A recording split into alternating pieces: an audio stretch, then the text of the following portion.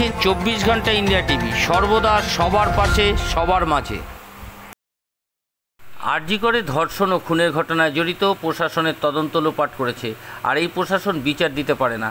Barrackpore block 1 নম্বর Panpur BDO অফিসে ধর্নার কর্মসূচিতে যোগ দিতে এসে বিজেপির রাজ্যের মহিলা সভানেত্রী ফাল্গুনী পাত্র তিনি বলেন, মুখ্যমন্ত্রী ধর্ষণের ঘটনায় বিল এনেছে, ওনার একটা লোকও দেখাক, তার আগে কেন্দ্রীয় সরকার ন্যায় সংহতি ধর্ষকদের বিরুদ্ধে কঠোর শাস্তির আইন নিয়ে এসেছেন। এদিন বিক্ষোভ ধর্ণা কর্মসূচিতে যোগ দেন বিজেপির ব্যারাকপুর জেলা সভাপতি মনোজ ব্যানার্জি সহ তৃণমূলের মণ্ডলের নেতৃবৃন্দ। 24 ঘন্টা ইন্ডিয়া টিভির প্রতিনিধির বিশেষ প্রতিবেদন। গত 9 আগস্ট থেকে আমরা ধর্ণা অবস্থান করছি, কারণ বিচার দিতে এই প্রশাসন ব্যর্থ এবং চারিদিকে যে ঘুঘুর বাসা, সত্যিকারের প্রকৃত দোষীদের কোথাও ধরে তাদের শাস্তি ব্যবস্থা হচ্ছে না। কারণ প্রশাসন যেহেতু নির্লিপ্ত রয়েছে, এই অন্যায়ের সাথে যুক্ত রয়েছে, সেই জন্য এই প্রশাসন কখনোই ন্যায় দিতে পারছে না। আগামীকাল সুপ্রিম কোর্টে দেখুন, আগামীকাল সুপ্রিম কোর্টে শুনানি আছে। আমরা আশাবাদী যে সিবিআই তার তথ্য দেবে এবং সুবিচার হবে।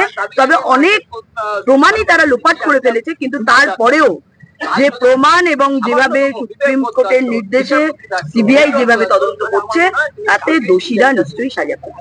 বিধানসভায় কালকে বিল পাস হয়েছে। দেখুন, এই বিল তো আগেও ছিল, আপনারা জানেন। এর আগেও এই ধরনের ঘটনায় ধনঞ্জয়ের ফাঁসি হয়েছিল আমাদের পশ্চিমবঙ্গে, আমরা বাইরে যাচ্ছি না। তো নিশ্চয়ই সেই আইন ছিল, তবেই না তার ফাঁসি হয়েছিল। তো আইন আছে, আইনকে লাগু করবে কি? দেখুন, 48,600 ধর্ষণ কেস রয়েছে যার কোন রকম বিচার হয়, ফাস্ট ট্র্যাক কোর্ট নেই পশ্চিমবঙ্গে।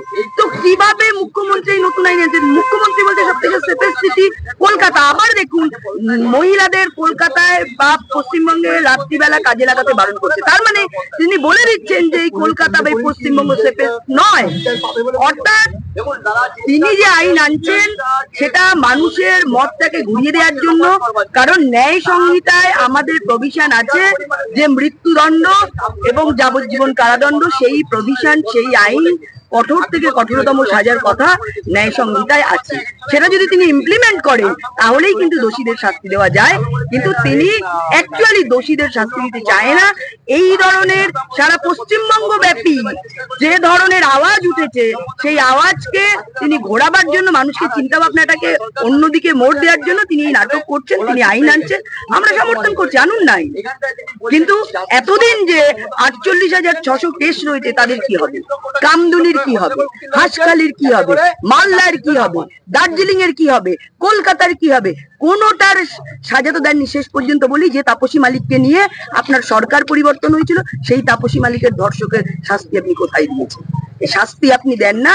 নতুন করে আইন এনে মানুষের দৃষ্টিকে ঘোরাতে চাইলেও মানুষ বুঝে গেছে, তাই স্বতঃস্ফূর্ত আন্দোলন দিকে দিকে হচ্ছে। আজকেও রাত্রিবেলা ডাক্তারদের ডাকে 9টা থেকে 10টা ঘরের আলো বন্ধ করে প্রদীপ জ্বালিয়ে যে গণ আন্দোলন রয়েছে, এক ধরনের নীরব ভাবে প্রতিবাদী আন্দোলন, সেটাতেও সবাই যোগদান করবে, আপনারা দেখতে পাবেন। আজ এ পর্যন্ত।